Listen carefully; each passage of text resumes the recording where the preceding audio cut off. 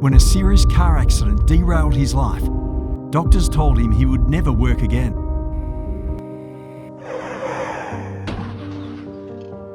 After surgeries, rehabilitation and therapy, John was on the road to at least a partial recovery when an even greater tragedy struck his family when the youngest of his 4 daughters, 18-year-old Carmen, lost her life in a car accident.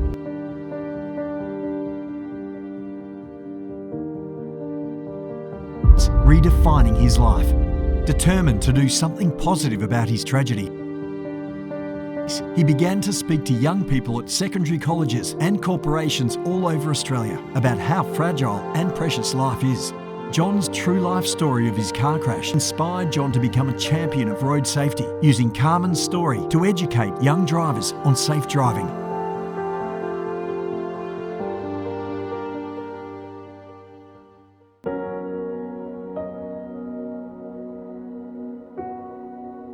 We were actually standing at the back of the car when the police car drove in our driveway, and I was expecting Carmen to drive in, to be honest, and I went over and this young policeman got out of the car crying, and I said to him, "Can I help you?" And he said, "There's been an accident and it's Carmen and she's gone." And I said, "Where's she gone to?" And he said, "It's Carmen and she's gone." And I said, "Mate, what are you talking about? Where's Carmen gone to?" And the next thing, the back door of the police car opened and Michelle, our eldest daughter, stepped out of the car crying as well, and she said the words that we can never ever forget. She said, "Dad, Carmen's dead."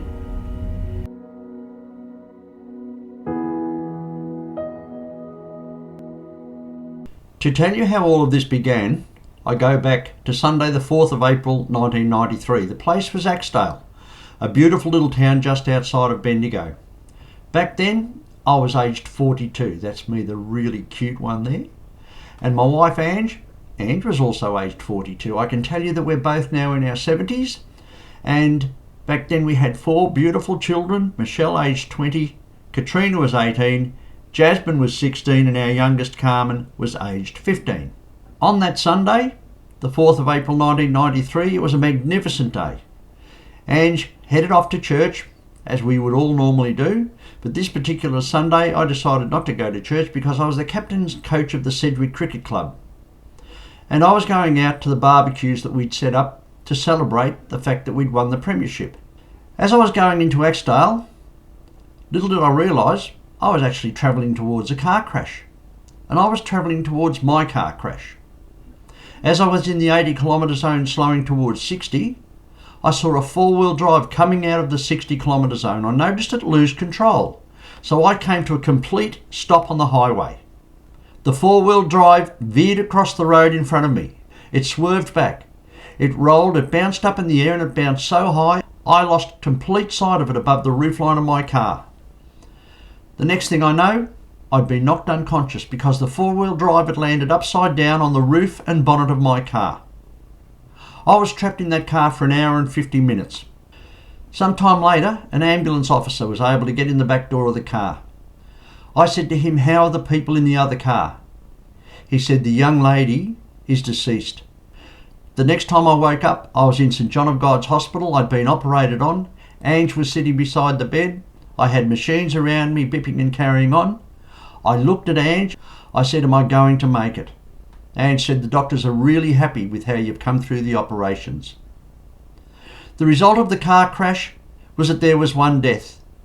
I was really seriously injured, and I can tell you that my life, my family's lives, and the lives of so many of our friends were changed forever from that day onwards. I have 26 plates and screws in my face. I have frontal lobe damage, a brain injury, which causes really serious short-term memory problems, and that is my worst long-term injury. I still have physiotherapy on my neck and back, 31 years after that car crash. Emma Hayward was aged 18 years and 24 days. Poor Emma had only had a licence for 23 days when she lost control of her 4-wheel drive, the car that her dad had purchased for her to keep her safe. She rolled up the highway and poor Emma was killed instantly. Thank heavens that car crash wasn't my fault. But everyone knows it'll never happen to them. It happens to other people. We understand that. We see it on the news, we hear it on the radio. I'm now going to tell you just how fragile our lives truly are, especially on the most dangerous place in Australia, in the world, which are our roads. Someone will have died on an Australian road today. Someone will have been killed in your state today. It was the 18th of November 1995, just 2.5 years after I had had my car crash in which poor Emma had lost her life. Carmen, our beautiful youngest daughter, aged 18 years and 3 months, was killed in a car crash when she went to sleep at the wheel at 100 kilometres an hour after taking her best friend into work at McDonald's in Bendigo. I'll tell you about that beautiful Saturday morning. This is our eldest daughter Michelle with Carmen. It was a beautiful Saturday morning, and normally Carmen would sleep in until about 11 o'clock. She'd get up in time to get ready and play tennis. This particular Saturday morning, Michelle went down into the kitchen, and Michelle, our eldest daughter, aged 23, was an apprenticed hairdresser. She went into the kitchen, and here was Carmen already up. She was fully dressed. It was 7:30, fully dressed. She had her arms on the table like that, and she had her head in her arms, and she was asleep. Michelle got a real shock, and she said, "Carmen, what are you doing up?" What had happened the night before was Carmen's very best friend, Carmen Trevine, had come out and stayed the night. Carmen had picked her up after school and brought her out to stay the night.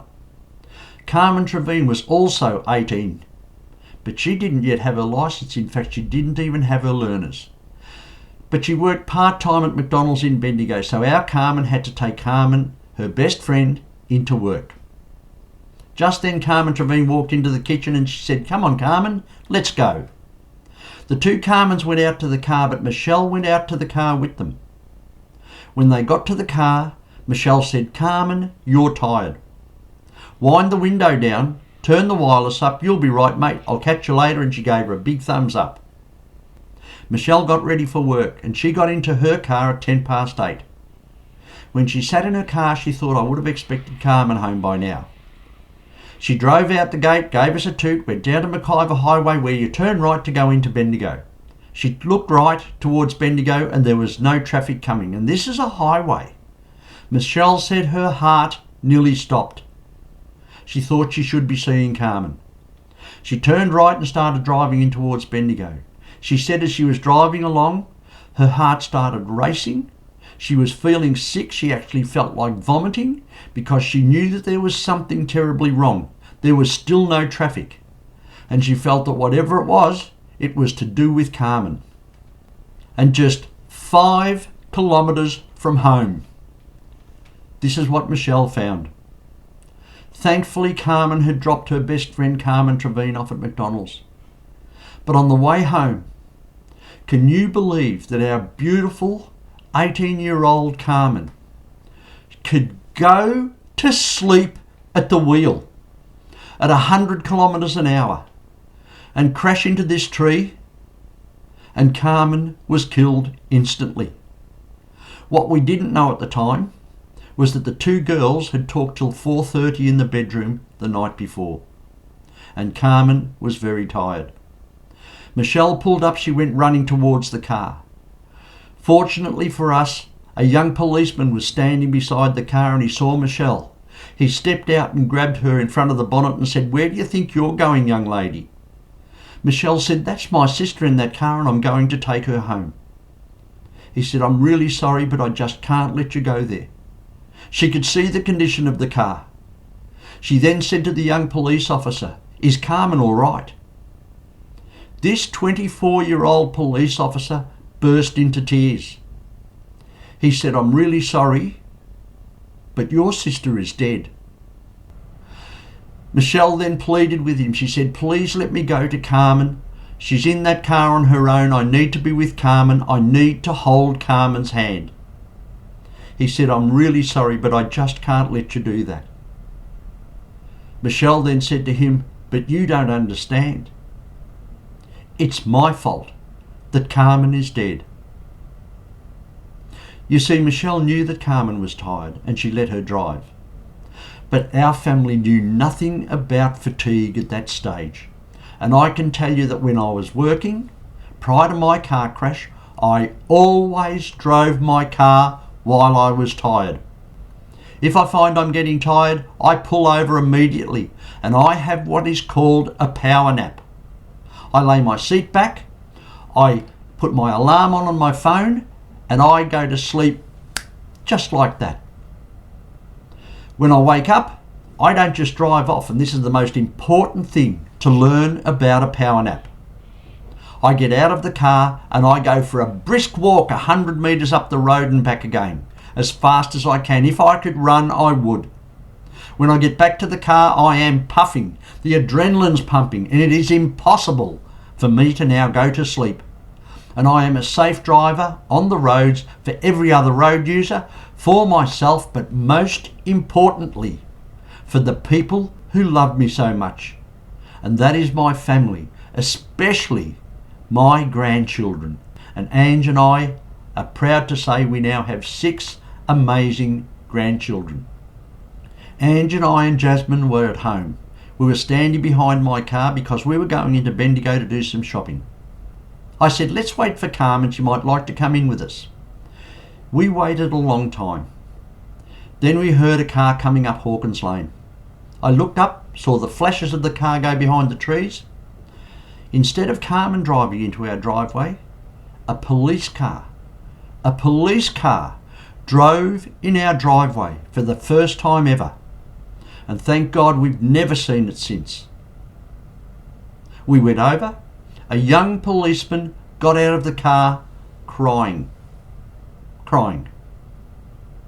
I said, can I help you? He said, there's been a car accident and it's Carmen and she's gone. I said, where's she gone to? He said, it's Carmen and she's gone.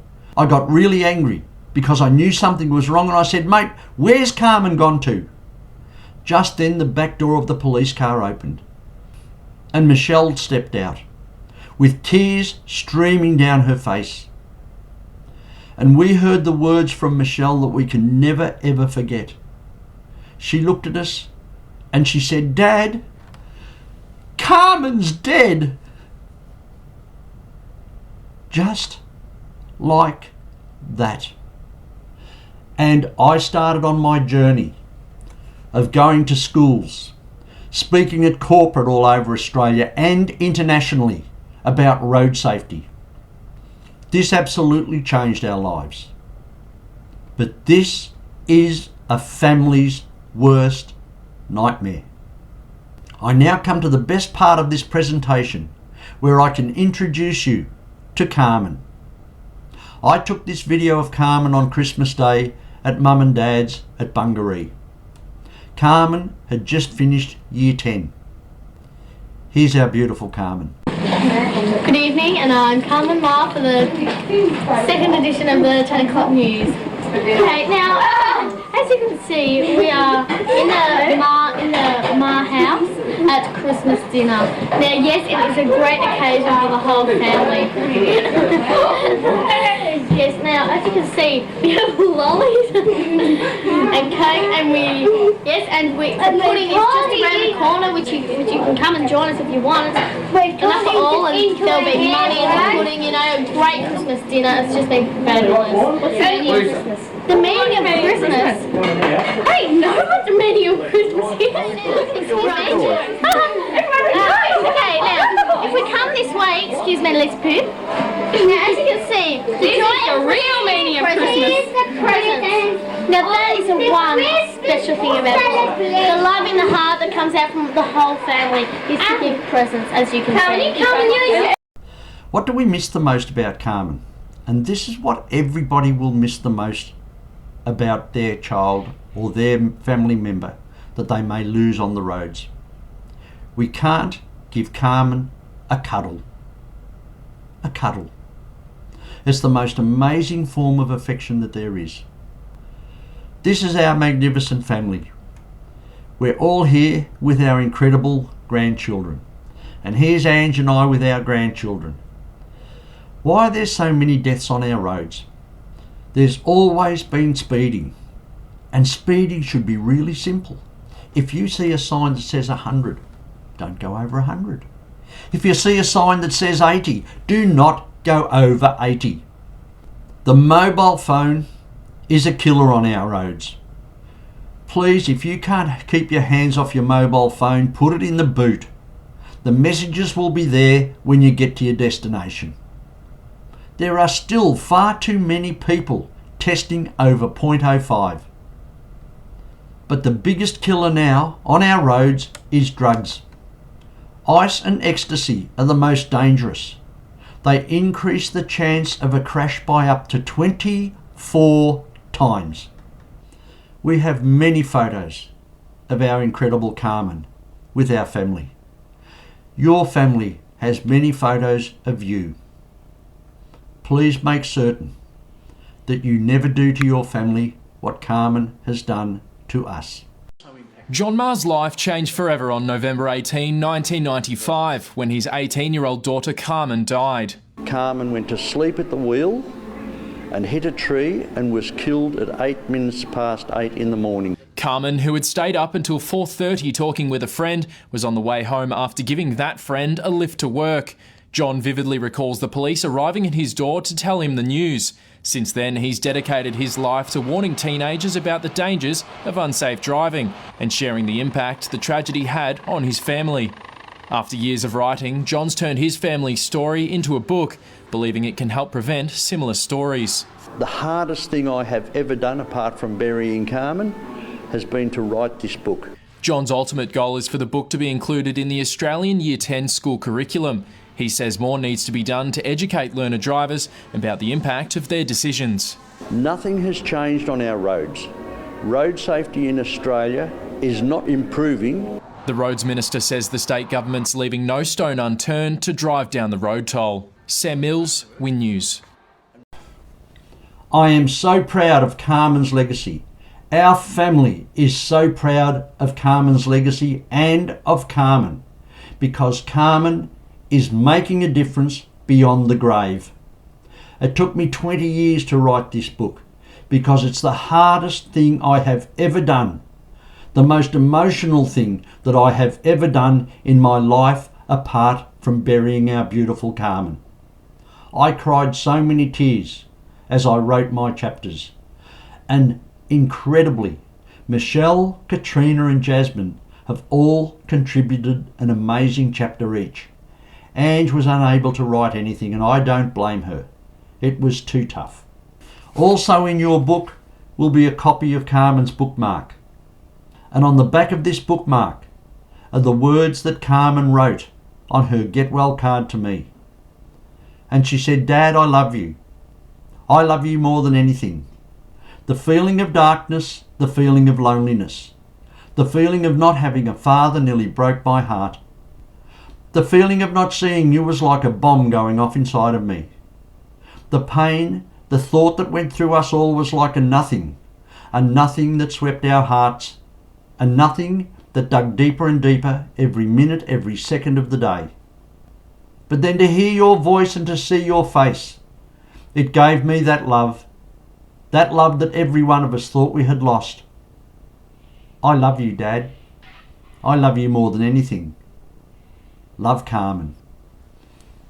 And incredibly, just 2.5 really short years later, we lost our beautiful Carmen forever. But she is so much still in our lives. And she's in this book and can be in your life. And today, on behalf of myself, Ange, Michelle, Katrina and Jasmine, Carmen is our gift to all of you. Take her story with you. Tell others about Carmen. And stay safe on your journey always.